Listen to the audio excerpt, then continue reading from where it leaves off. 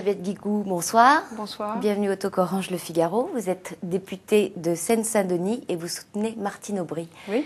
Ce matin, Manuel Valls s'est exprimé sur les alliances que devra nouer le ou la candidat socialiste, quel qu'il soit, pour gouverner s'il est élu. On l'écoute si vous voulez bien. Nous ne pourrons pas gouverner seuls. Les socialistes, évidemment, et même la gauche. Il faudra s'élargir. Donc vous êtes prêts à vous allier avec François Bayrou? Mais évidemment, François Bayrou aura un choix à faire. Il ne l'a pas fait en 2007. Il faudra qu'il le fasse. Il faudra gouverner avec tous ceux qui partagent nos valeurs et tous ceux qui veulent tourner la page du sarkozysme. Jean-Luc Mélenchon, comme François Bayrou, doivent pouvoir se retrouver ensemble pour redresser le pays. Alors, on va prendre les questions dans l'ordre. Est-ce possible de gouverner avec François Bayrou? Ouais, d'abord, je trouve que c'est vraiment un peu prématuré, si vous voulez. On est dans nos primaires, c'est un formidable succès. Hein. On avait prédit les pires catastrophes. Finalement, on a, comme ça, la possibilité de montrer le projet du Parti socialiste. C'est un succès qui reste à confirmer, on ne connaît pas la participation. Attendez, c'est un succès d'ores et déjà. Parce que, quelle que soit la participation? D'ores et déjà, parce qu'il y a un intérêt. Ensuite, on fait connaître le projet du Parti socialiste dans lequel tous les candidats et candidates se reconnaissent. Et c'est une magnifique manifestation, si vous voulez, de débat amical, vif quelquefois, mais amical toujours. Et donc, c'est un collectif en marche. Donc, si vous voulez, pour nous, donc je pense que d'abord, il y a les primaires, ensuite il y aura l'élection présidentielle, et puis nous aurons un projet présidentiel. Il y a un projet du Parti socialiste, il y aura un projet présidentiel, et il faudra voir. Il n'y a pas de raison de prononcer des exclusives. Tous ceux qui se reconnaîtront dans le projet présidentiel ont vocation à nous rejoindre. Mais est-ce qu'il faut de votre côté que vous fassiez un pas? Par exemple, je pense aux Verts qui réclament l'arrêt du nucléaire, un engagement sur l'arrêt du nucléaire en préalable à toute discussion sur un éventuel accord de gouvernement. Martine Aubry a pris cet engagement. Est-ce que François Hollande doit le faire?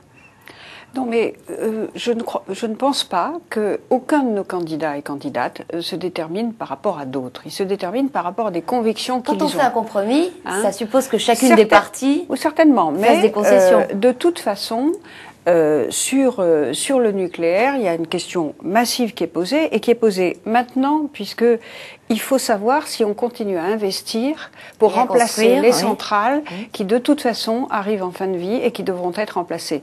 Donc, il y a une décision à prendre. Moi, je pense qu'il faut en effet fixer la perspective.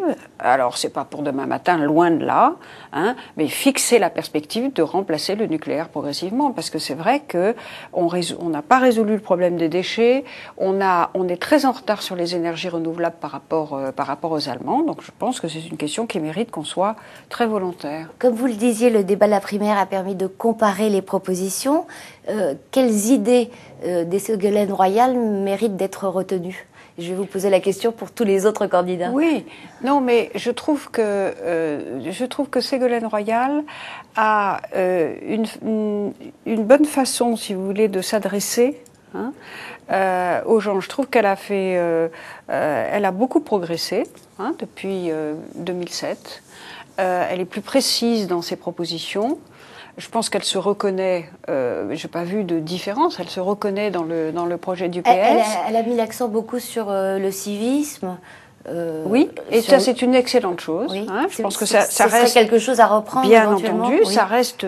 Et je dois dire d'ailleurs que le débat qui a été posé en 2007, auquel elle a beaucoup contribué, parce qu'elle était notre candidate, vous voyez que sur la sécurité, nous avons des propositions là aussi beaucoup plus précises. C'est une de nos premières priorités. C'est une des premières priorités de Martine Aubry. Elle en a 4, l'emploi, le pouvoir d'achat, l'éducation et la sécurité. Sur la sécurité, Manuel Valls est très offensif, avec des propositions qui ne sont pas forcément dans la ligne de celle du projet du PS. Est-ce qu'il faut aller plus loin? Est-ce qu'il faut aller dans sa direction? Non, mais moi, je ne suis pas pour les surenchères. Je pense que nous avons un accord. D'ailleurs, Manuel Valls présidait un forum, moi aussi, sur la justice, et nous nous sommes retrouvés sur des propositions. Qu'est-ce qu'il faut faire? D'abord, la sécurité est un droit. Un droit fondamental. C'est dans la Déclaration des droits de l'homme, donc on ne peut pas transiger avec ça. Deuxièmement, il faut se donner les moyens. On ne peut pas être simplement dans les proclamations, les incantations. Malheureusement, on a eu beaucoup ça depuis 2007 et on voit le résultat.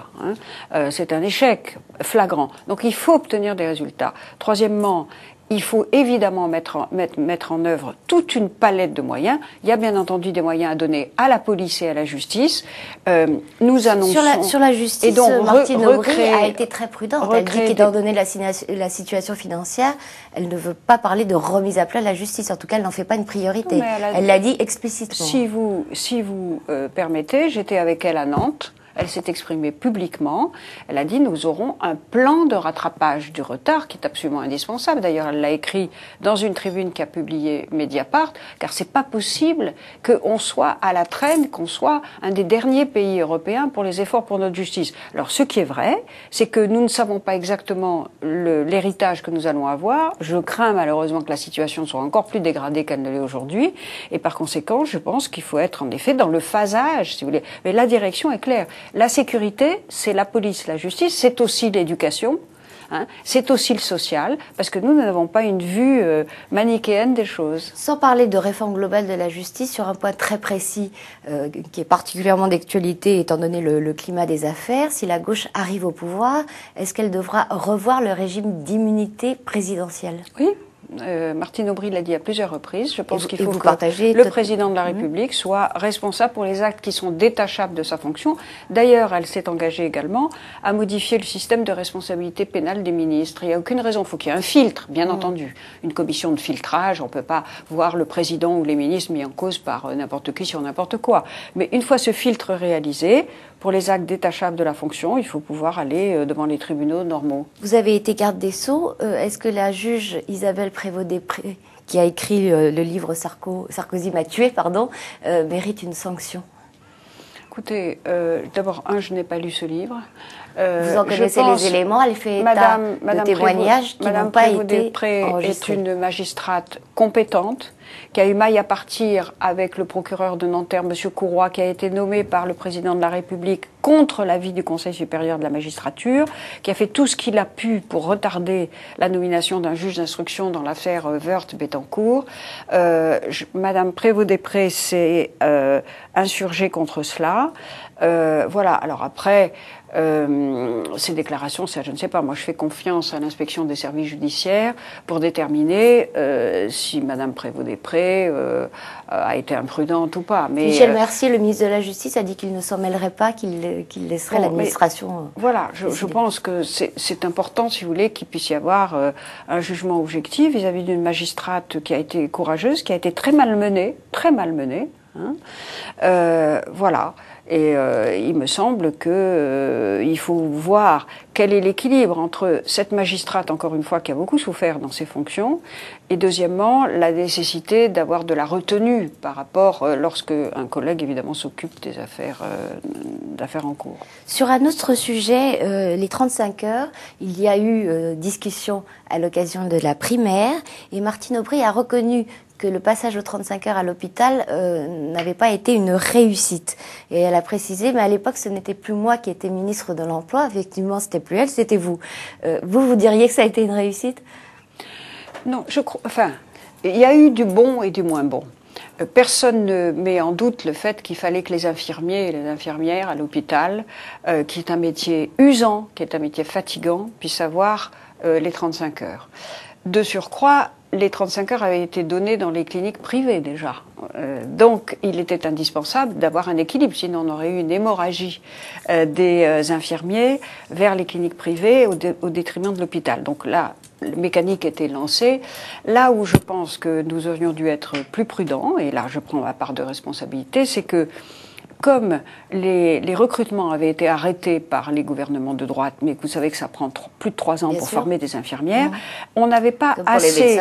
médecins, Et bien que le Premier ministre ait décidé de créer 45 000 postes, on n'avait pas suffisamment d'infirmiers et d'infirmières pour mettre sur ces postes. Ce qui fait que c'est vrai que probablement aujourd'hui, je dirais, prenons plus de temps. Voilà, faisons, ça c'est vrai.